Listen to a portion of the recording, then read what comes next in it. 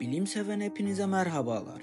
NASA'nın 1960'lı yıllarda ikinci başkanlığını yapan bilim adamı James Webb'in adına ithafen yapılan James Webb Uzay Teleskobu nihayet çokça sefer fırlatılması ertelenmiş ve yıllar süren uzunca bekleyişin ardından 2021 yılında uzaya gönderilmiştir. Peki yeryüzünde ve gökyüzünde bunca teleskop varken ne gerek vardı bu teleskoba diyeceksiniz. İşte bu soruların cevabını bulacaksınız burada.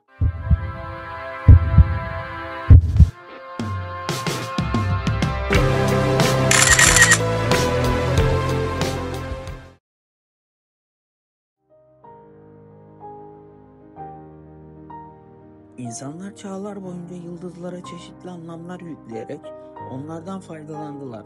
Dini, mitolojik ve benzeri gibi. Gökyüzüne çıplak gözle bakıldığında 3000 ila 5000 arasında yıldız gözlemlemek mümkünken Galileo Galilei, Kepler, Kopernik gibi büyük astronomlar için bu yetersizdi. İlk ilkel teleskoplarla gökyüzüne baktıklarında görünen her şeyin yıldız olmadığını keşfettiler. Bu keşiflerle birlikte Orta Çağ'a kadar dünyanın evrenin merkezinde olduğunun görüşü ortadan kalktı. Ayrıca gökyüzündeki her şeyin yıldız olmadığı, gezegenler, galaksiler ve benzeri gök cisimleriyle dolu olduğu anlaşıldı. Bununla beraber teleskoplar daha da geliştirildi. Mercekli teleskoplardan aynalı teleskoplara geçildi. Bu daha iyi bir görüş sağlıyordu. Aynalar büyütüldü. 20 santim, 50 santim, 1 metre derken 2 metre büyüdükçe büyüdü teleskopların çapları. Evet, bu yöntemle çok ışık toplayarak daha iyi görüşler sağladık yıllar içinde. Ama bir sorun vardı. Bu da dünyanın atmosferi. Atmosfer toplanan görüntüleri bozuyordu.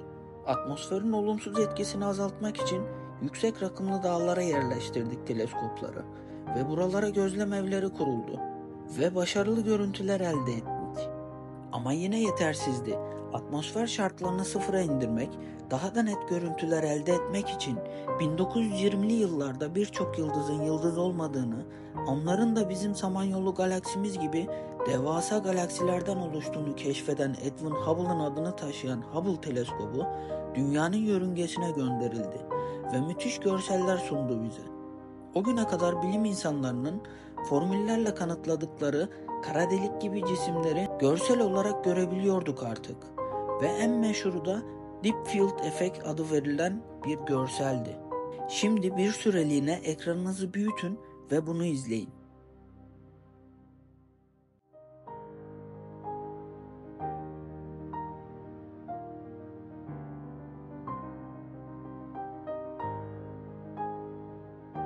Muazzam değil mi? O çıplak gözle gördüğümüz yıldızların arasındaki karanlık boşluklarda bile milyarlarca gök cismi vardı. Bu harika bir şeydi. Fakat bu da yetersizdi. Aslında insan için yetersizdi. Çünkü hep daha fazlasını, hep daha ilerisini istediğimiz için bu merak duygularımızı hep daha yeni teknolojilerle bastırmamız lazımdı. Peki ne yaptık? 1990'da projesine başlanan Amerika Birleşik Devletleri, Kanada ve Avrupa Birliği ülkelerinin ortak projesi James Webb'i tasarladı. Şöyle ki, videonun başında çıplak gözle görebildiğimiz 3000 ile 5000 arası yıldızdan bahsettik, hatırlarsanız. Bunu diğer teleskoplardan ayıran en büyük özellik ise görünür ışığın dışındaki dalga boyunu, yani kızılötesini görmesidir.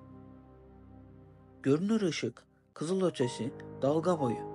Nedir bunlar? Baktığımız gökyüzü bulutlarla kaplandığı zaman bir şey göremediğimiz gibi Hubble teleskobu ve diğer teleskoplar da uzaydaki devasa gaz ve toz bulutlarının arkasını göremiyor.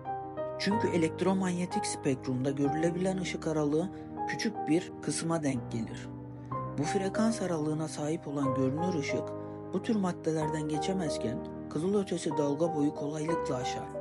Ama biz bu dalga boyunu ölçebilecek donanımlara sahip değiliz. İşte bundan dolayı James Webb Uzay Teleskobu bu hassas sinyalleri yakalayarak dünyaya gönderir ve bilim adamları bu sinyalleri analiz ederek görünür hale getirirler. İşi garantiye almak için defalarca fırlatması ertelenen bu teleskobun hata payının sıfıra yakın olması için çalışan bilim insanları dünyadan 1,5 milyon kilometre ötede Lagrange 2 noktasında oluşacak hataya müdahale şanslarının olmadığını biliyorlardı.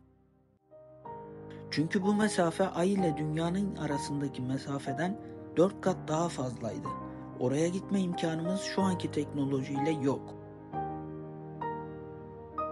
Hegzogonal 18 aynanın bir araya gelerek 6,5 metre boyunda tek bir ayna gibi çalışması sayesinde daha çok ışık yakalayarak evrende şimdiye kadar Hubble Uzay Teleskobu'nun bile görmediği muazzam şeyleri görmeye başladık. Hubble Uzay Teleskobu'nun gördüğü şeylerden yaklaşık olarak 20 kat daha fazla şey görme kabiliyetine sahip. Şimdiye kadar neler gördük? Şöyle sıralayalım. James Webb Uzay Teleskobu'nun Dünya'ya gönderdiği ilk resim buydu. Bu ışıklarla dolu devasa resim Dünya'dan 4,6 milyar ışık yılı uzaklıkta. Bu görüntüyü 12 saatte elde etti. Diğer bir görüntü Carina Nebulası'dır. Bu görüntüler karşısında heyecanlanmayan yoktur. Bir diğeri ise galaksi yapılanması olan Stefan Beşlisi'dir.